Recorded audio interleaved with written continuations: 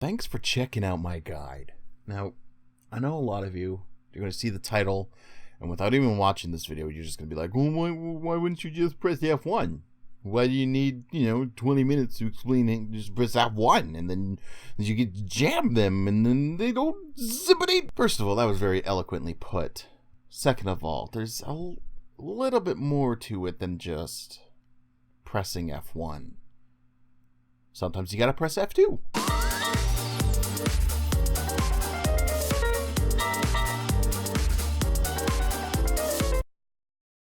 In this part, we're going to be discussing different fits. This ranges from, the humble Griffin all the way up to Scorpion. We won't be covering the Widow because that's more of a Black Ops sort of video / fit, because I personally don't fit the Widow with a whole lot of ECM because there's just better options. And you'll sort of see my thinking when we hit the Scorpion. So the first fit we're going to be looking at is the Griffin. Now, as you'll see here, it's pretty simple. It's just, festival launchers in the highs. Now, that looks like a joke, but I assure you it's not. The Griffin, you're not going to be doing any DPS whatsoever. You don't really have the space for any sort of energy neutralizers. So what we're just going to do is we're just going to put festival launchers in there and launch them at our enemy in hopes that they will DC because they've got a computer run by a hamster. So in the mid slots, you have to have a prop mod on basically all jamming ships, because what if you've got to burn a gate? Because you're going to be warping in at your optimal every single time. If you warp to 0 willingly, you're doing it wrong. So we're going to be running on all of these fits a full set of rainbow stacks, and basically what that is, it's just one of each racial jam. So the ion field for Galente, the enfeebling phase inversion for Mimitar, the neutralizing spatial destabilizer for Kaldari, and the white noise for Amar. Now, the thing to note about ECM, and this is something really pay attention to, is the Tech 2 variants aren't better at all. In fact, they're worse. You don't get any sort of strength bonus for using a Tech 2 ECM module. The only difference is if you're using a Tech 2, they overheat faster. You don't want that. You want to keep them heated as much as possible. So I'm not sure why you would burn them out. And so Metal 4, take those, you put them in, you get the same strength, probably less fitting requirements as well. And if you look at the low slots, the SDAs, the Metal 4s are also the same as the Tech 2s. I just put the Tech 2s in there because it gives the illusion that I'm good, because everyone likes to see the Tech 2 on their ships. For the Griffin, you're going to want, for rig slots, your projectors. That'll give you better optimal, just better range, rather than the augmenters, which will give you stronger jams. Only because if you look to the right there, that effective HP, 1.37k. Someone could fucking sneeze on you and you'll be dead. So you want to stay as far away as possible while still being super useful. And don't let anyone tell you otherwise. ECM, super useful in your small gangs, 10 or below. You could potentially do it with 15 or 20, but that's pushing it. Kaldari, ECM, their usefulness sort of drops as there's more people. Like, I wouldn't recommend bringing a single Falcon into a 50 versus 50 or 100 versus 100 gang fight, because you simply just don't have the mid slots to jam everything that you need to. If you've got like a whole wing of Falcons, then fuck yes, because you're jamming Logi, you're jamming enemy ECM, you're jamming the tackle, you're doing all sorts of shit that is just going to royally piss off your enemies. And that's really the point we want to drive home, is just pissing off the other guy as much as possible, because that's the type of person you are if you're going to be flying ECM. So fuck what the haters say. Just do it, man. Just do it. So for our next ship, we're going to be looking at the Griffin Navy issue.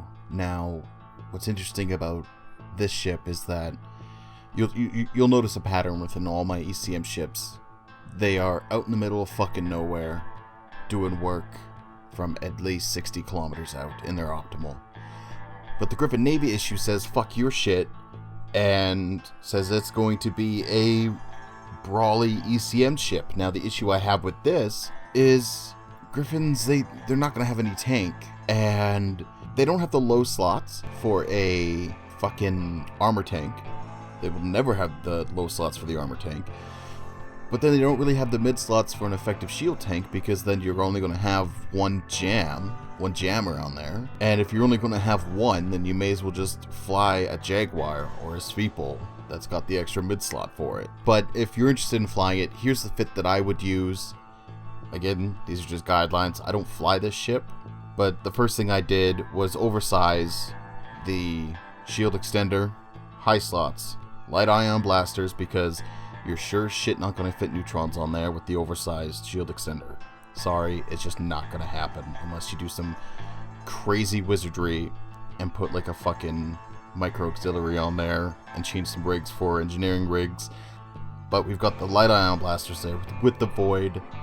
Do as much damage as possible. In the mid slots, 3 Dread Guristas, multi-specs. So, the thing about Dread Guristas is they get better jam strength than your traditional multi-spec by like I think 1.2 or some shit like that. And the prices on these Dread Guristas multi-specs varies. I bought out the market, I know I'm a dick, when they were all about 9-10 mil, which was fine, and now some of the trade hubs have them for 50 mil. Do not buy them for that price. If you can't get them for 10 mil, do not buy them. Just don't. Okay? That's price gouging. That's market fucking upping. Whatever. And then we've got a prop mod. Micro warp drive. Again, you gotta be able to move. And oversized shield extender. Easy. Now keep a note, you've got no point. You've got no scrambler. You've got no webs. This is such a fleet fit, it fucking hurts. I mean, if you're really looking to go for those solo PvP, drop a multi-spec and put a point on there if you can fit it. Again, you're going to have to do some wizardry, move things around. For the lows, we've got our SDAs. Other than that, there's not a whole lot here. Rig slots, augmenters, you got to have them as strong as possible. There's no point in putting projectors on there, because the Griffin Navy issue actually gets an minus 85% bonus to range. So it's going to take away your range. But there you go. 200 DPS up front. Hopefully you won't be taking any damage, because you'll have 3 jams on them. And hopefully you'll have a buddy who can point and web and whatnot. So that's really all I'm going to say about that. Again, I don't fly this ship that much, so you're going to have to take this one with a grain of salt. So, the Kitsune. I know you're looking at the high slots and going, whoa, what the fuck? Don't worry, we'll come back to that. What's important is the range. The Kitsune gets a bonus to range. It is insane. This is without any ECM range modifiers. 90 kilometer optimal with perfect jam skills. Holy fuck. Kill me now. Mid slots, the same as every other ship we've done so far. The Griffin and the Griffin Navy issue. Low slots are the same. Rig slots, augmenter 2 for the stronger jams. The ionic field projector is to make sure that you'll be able to target up to your optimal, because without it, I think it's about an 86 kilometer targeting range. You might want to double check that. But you put the field projector on, and now if you can lock it, you can jam it, son. 12 jam strength cold. Federation Navy Comet only has 11. You're going to be perma-jamming it. You're going to ruin its day. You just... oh, so good. In the high slots, that's just me fucking around. You don't need the implant if you're not doing those high slots. I just wanted to see if it could fit. I've never tested this particular one with the sort of remote reps, because if you've got another Kitsune there, and you can just kind of dick around that way. But yeah, there's not a whole lot to say about this. This is a lot like the Griffin Navy, except reversed. Instead of being up close and doing damage, you're going to be waiting the fuck out of nowhere, applying insane jams, overheated 13.3. This is good. Fly this ship if you can, because you're still getting into those smalls, which, fuck yes. And so we come to the cruiser class ECM ships, your Blackbird. The most versatile ECM ship I've ever seen. High slots, you've got your rapid light missile launchers in case you do get pointed, because now we're in a bigger hold, a bigger class ship. The chances of you getting pointed are rising, and trust me when I say you're going to want some sort of weapon system to get rid of those points. Mid slots. What's interesting about the mid slots is now we've got an extra one. Again, you basically save one of them for your prop mod, because unless you're doing station defense, station games, you're going to want a prop mod. Even on gate, because you're going to be warping in at your optimal, you got to make sure you can get places. Otherwise, what the fuck's the point? So you've got your rainbow, jams, your white noise, your phase inversions, yada yada yada, all standard. But now we're getting to the point where we have a big enough cargo hold size that we can start putting in mobile depots. And what that's going to allow us to do is, if we know what we're fighting, we can drop the mobile depot, use the refitting tool, and switch out our jams to, let's say if they're running an Amar armor fleet. Well, now you know you're going to need more white noise ECMs than you will ion fields. So you can switch that out. Super versatile. This only really works if you've got a scout who knows what they're doing, and if you know what you're going to be fighting. In any case, run the rainbows, you're going to be effective. Now, the sort of 6th slot for the mids, you could put a multi-spec in there, sure. You could even put a tank mod on there, sure. Or you could do what I do and put a sensor booster in there. This allows us to target faster and target longer. So this way, we can really abuse the 108 kilometer optimal. Because if you look, our targeting is 138 kilometers. Again, the main theme here, if you can lock it, you can jam it. Low slots, we've got our SDAs. You don't really want to put a third one in because you're just not going to get enough out of it. So you put on a damage control so you have something else to click. Rig slots, you're going to start off with 2 projectors and 1 augmenter. What this is going to allow you to do is sort of ease into the whole cruiser class jamming, because you're going to be slower. You're going to be slower to align. You're going to be slower to warp. So to have that sort of range buffer between them and you is huge, because when you do graduate to a Falcon, and you'll see when we bring up the fit, it's going to be dangerously close to the enemy. Scary close. So, and as you get more better, I guess, with the Blackbird, you can start dropping those projectors and start putting, more augmenters, so you have stronger jams. Because if you notice, we've got less jam strength than the Kitsune, which is okay because it's a Blackbird. They're fucking cheap. 30 mil for this entire fit, whereas a Kitsune, just the hull, is going to run you like 20 mil. So you got to pick your battles there. But other than that, Blackbird, solid ship to learn on. They're cheap, they're effective, and everybody loves a Blackbird. Oh boy, this is it. This is basically while you're watching the video. This ship here is the ultimate in ECM technology. This is the ship where when people see go on grid, they will flame you in local. Because it's so try-hard. It's so...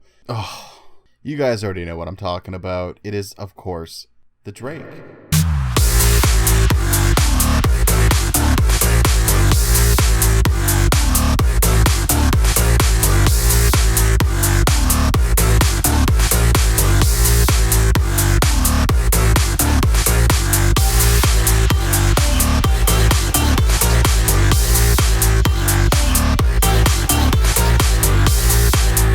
Do you guys not fucking see that?